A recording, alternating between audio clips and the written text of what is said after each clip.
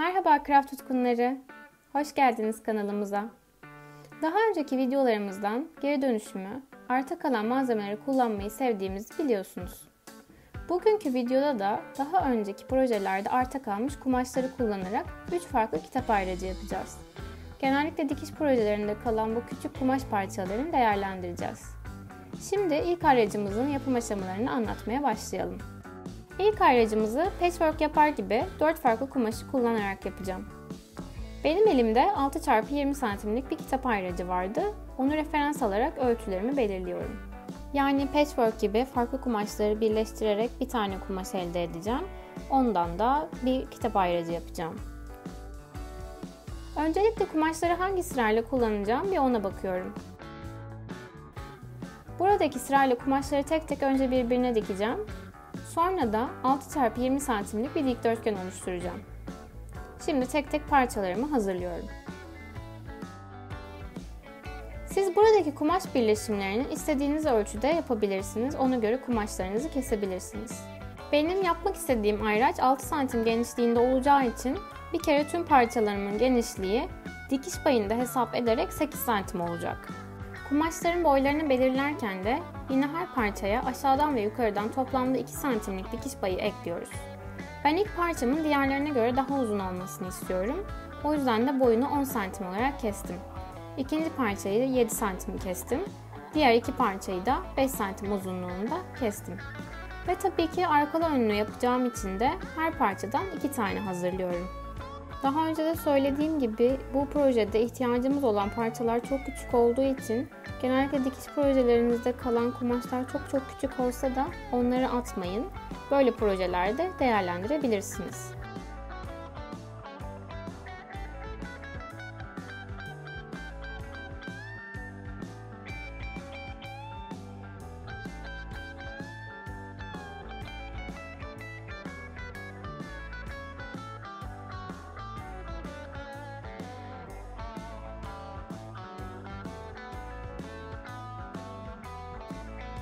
Şimdi ise bu parçaları öncelikle arka ve önü ayrı ayrı kendi içinde birleştireceğiz. Ben gördüğünüz gibi bunları birbirine iğneledim. Böyle üst üste koyarak arkadan birleşim noktalarından dikiş makinesiyle geçtiğinizde istediğiniz gibi birleşmiş olacaklar. Aynı patchwork mantığı. Şimdi tek tek bu kumaşları dikerek birleştiriyorum. Aynı işlemi arka yüzü için de yapacağım.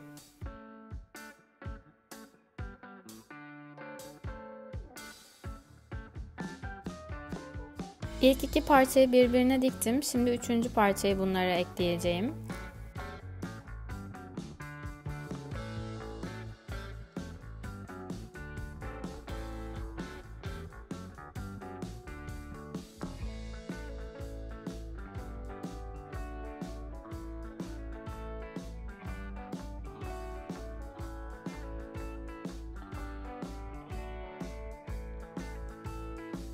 Şimdi de son kalan parçayı birleştiriyorum.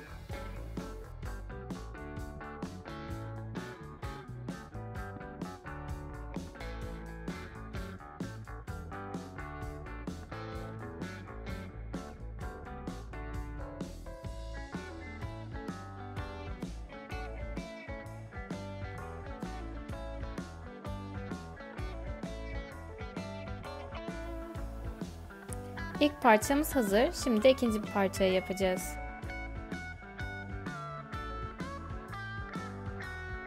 Yine böyle gördüğünüz gibi parçaları birbirine iğneledim.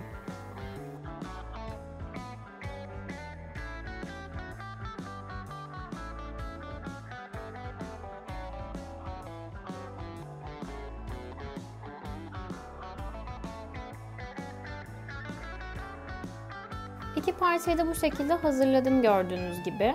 Burada dikkat etmeniz gereken şey parçaların ölçüleri.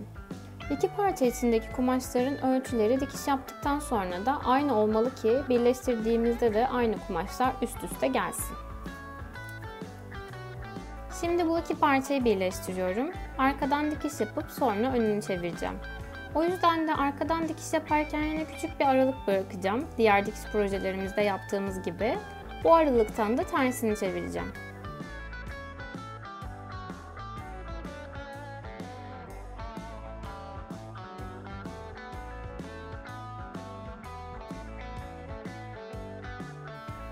Şimdi tersini çeviriyorum.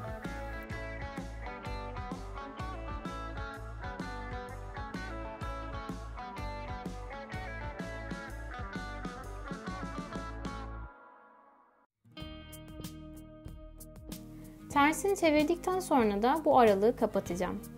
Kapatırken de kenarlarının da düzgün durması için tüm kenarlarından dikiş makinesiyle geçiyorum.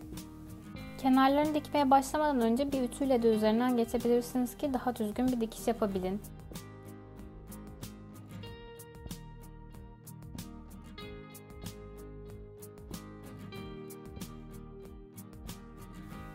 Ve ilk ayracımız hazır. Şimdi ikincisine geçelim. İkinci ayracımız için ise 3 tane kare parçaya ihtiyacımız var. 11 x 11 santimlik 3 parça kesiyorum. Bu karenin büyüklüğünü ister büyütebilir, ister küçültebilirsiniz. Tamamen size kalmış, hiç fark etmez. Önemli olan kare olması.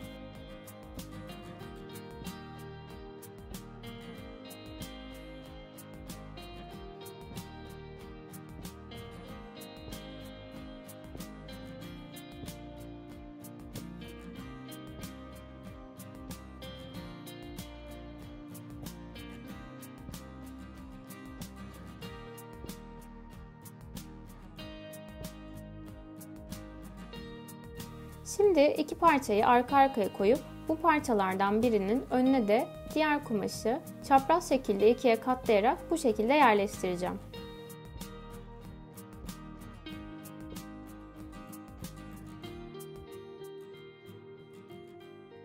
Bu ayracı böyle kitabın kenarına bu şekilde yerleştirip kullanacağım. Şimdi bu parçaları dikmeye geçebiliriz. Dikerken de parçaları bu şekilde yerleştiriyorum. Bu karenin üzerine öncelikle ikiye katlanmış bu parçayı yerleştiriyorum. Sonra bunların üzerine de diğer parçayı ters bir şekilde yerleştiriyorum. Şimdi de bu karenin etrafından yine dikiş makinesiyle geçeceğim. Bir önceki projede yaptığım gibi arkadan diktiğim için yine bir aralık bırakacağım ki oradan ters döndüreyim.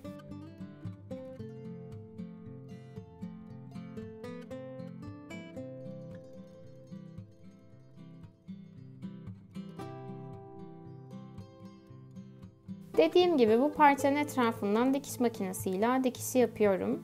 Bıraktığım boşluktan da şimdi parçayı ters çeviriyorum.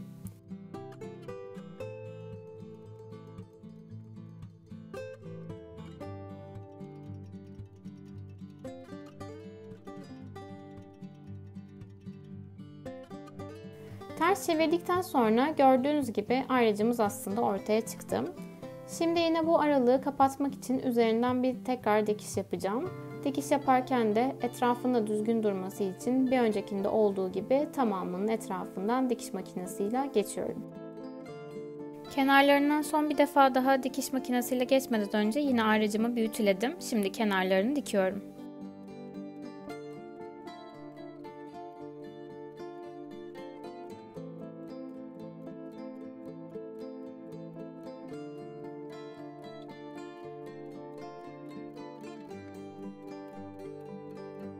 Ve ikinci ayracım da hazır.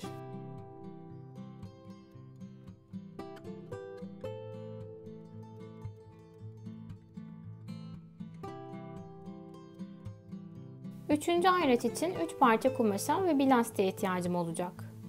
Bu ayraç kitap okurken altını çizmeyi sevenler için gelecek. Ayraca kalem koymak için cepler yapacağız. Ve bir de lastik ekleyeceğiz ki kalemlikli ayracımızı kitaba sabitleyip rahatlıkla kullanabilelim.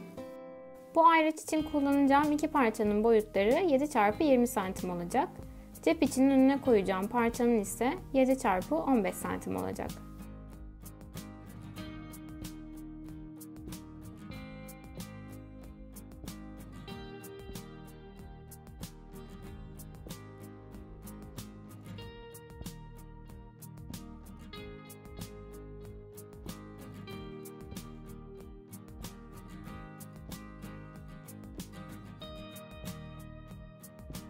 Parçalarımı kestim. Ayracımın nasıl duracağını da kısaca bir göstereyim size. Burası böyle cep olacak ve kalemleri de bu şekilde içine koyabileceğim.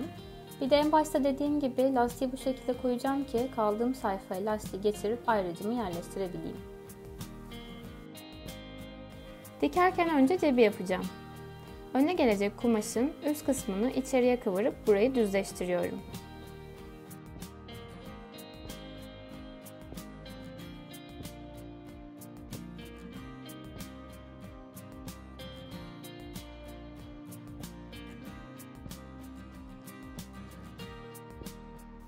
Sonra bu parçayı büyük parçanın önüne yerleştireceğim ve iki kalem için ayrı ayrı cepler yapacağım. Bu parçaları üst üste koyup kendi kalemlerime göre de iki cebin yerlerini ve dikiş makinesiyle dikeceğim yerleri belirliyorum. Bunların üzerinden tek tek dikiş makinesiyle geçiyorum.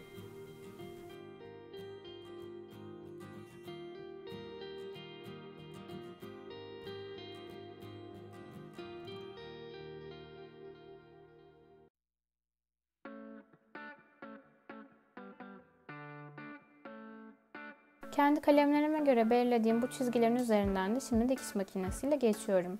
Cebin başladığı yerden kumaşın bitimine kadar bu çizgilerin üzerinden dikiş makinesiyle dikiş yapacağım.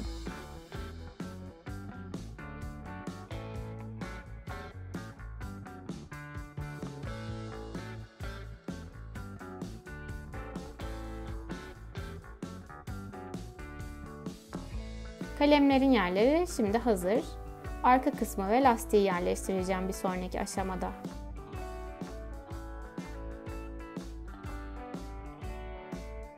Yine diğer ayraçlarda yaptığım gibi arkadan dikip önünü çevireceğim. Böyle arka arkaya yerleştirdikten sonra bir de lastiği ikisinin arasına koymak gerekiyor. Lastiğimin boyu 22 santim. Özellikle lastiğin üzerinden dikiş makinesiyle geçerken çok sağlam olmasına mutlaka dikkat edin ki herhangi bir açılma olmasın.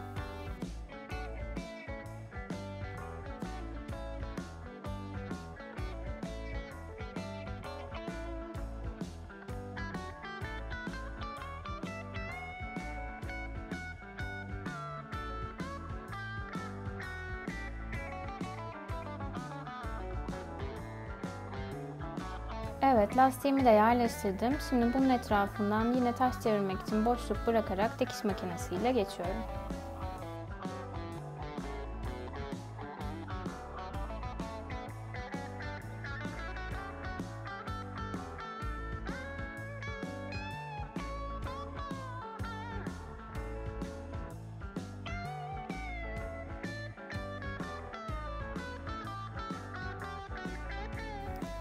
Diktikten sonra ters çeviriyorum ve etrafından yine boşluk bırakmadan dikiş makinesiyle geçiyorum. Yine ütüleyip boşluğu kapatarak etrafından dikiş yapıyorum.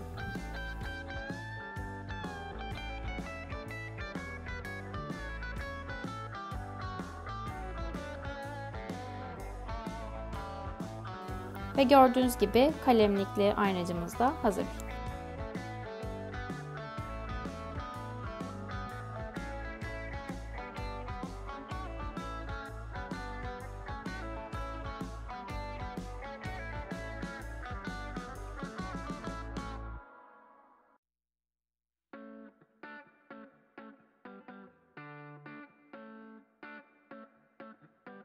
Evet, bugün kitap kurtları için kumaştan 3 farklı kitap ayracı yaptık.